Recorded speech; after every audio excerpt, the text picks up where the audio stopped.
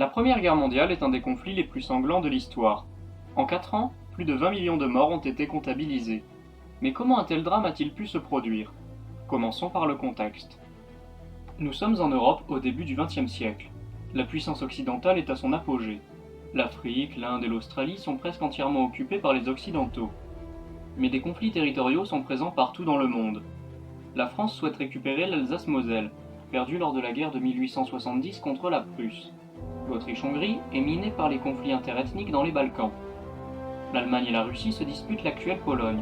Et l'Empire ottoman, alors considéré comme l'homme malade de l'Europe, souhaite récupérer les territoires occupés par les Occidentaux. Les colonies sont également source de conflits. L'Allemagne, n'en ayant que très peu par rapport à ses voisins, veut une plus grosse part du gâteau africain. Les troupes coloniales seront utilisées par les armées occidentales.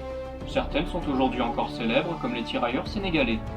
Cette situation amène les pays à chercher des alliés pour se défendre. Deux camps se forment.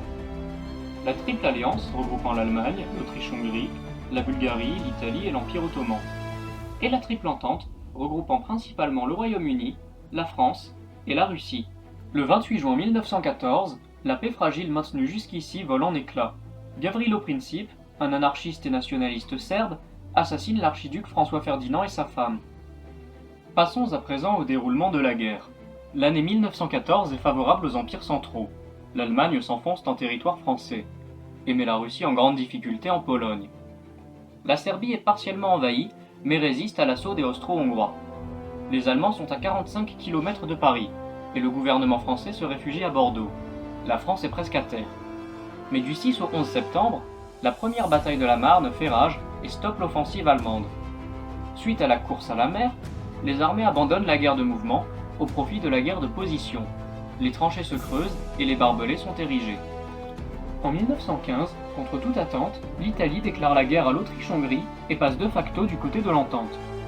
On note également la première utilisation de gaz moutarde par l'Allemagne le 22 avril de la même année. En 1916, les premiers chars de combat font leur apparition. Ils sont utilisés pour la première fois lors de la bataille de la Somme, qui a lieu entre le 1er juillet et le 18 novembre. La même année, entre le 21 février et le 18 décembre, a lieu la bataille de Verdun, qui est considérée comme l'une des pires boucheries de l'histoire. En 1917, les États-Unis entrent en guerre aux côtés de l'Entente, suite à l'attaque de navires américains par l'Allemagne. 10 jours plus tard, les Français et les Britanniques lancent l'offensive du chemin des Dames, et ce jusqu'au 5 mai. C'est un échec catastrophique. Le 15 mai, le général Nivelle, partisan de l'offensive à outrance, est remplacé par le général et futur maréchal Pétain, partisan d'une approche plus défensive. Pendant ce temps-là à l'Est, l'Empire russe s'effondre et les bolcheviks prennent le pouvoir le 7 novembre. La Russie entre en guerre civile. En 1918, la Russie signe le traité de Brest-Litovsk et met fin à la guerre contre l'Allemagne le 3 mars 1918. L'Allemagne peut à présent concentrer toutes ses forces à l'ouest. C'est à partir de ce moment que les Allemands commencent à utiliser la Grosse Bertha, un mortier de 420 mm. En juillet 1918 a lieu la seconde bataille de la Marne. Les Allemands tentent de percer le front français, mais échouent et sont repoussés par l'armée du général Foch, en partie grâce à l'aide des renforts américains. La défaite de ses alliés force l'Allemagne à abandonner la guerre. Le 11 novembre 1918, l'armistice est signé. Le 28 juin 1919, le traité de Versailles est signé à son tour. Des conflits régionaux se poursuivent après cette date, mais elle est retenue comme fin officielle de la guerre. La carte de l'Europe est durablement modifiée, comme vous pouvez le voir à l'écran. La Der des Der laissera finalement place à une deuxième guerre encore plus sanglante, mais nous le verrons une prochaine fois.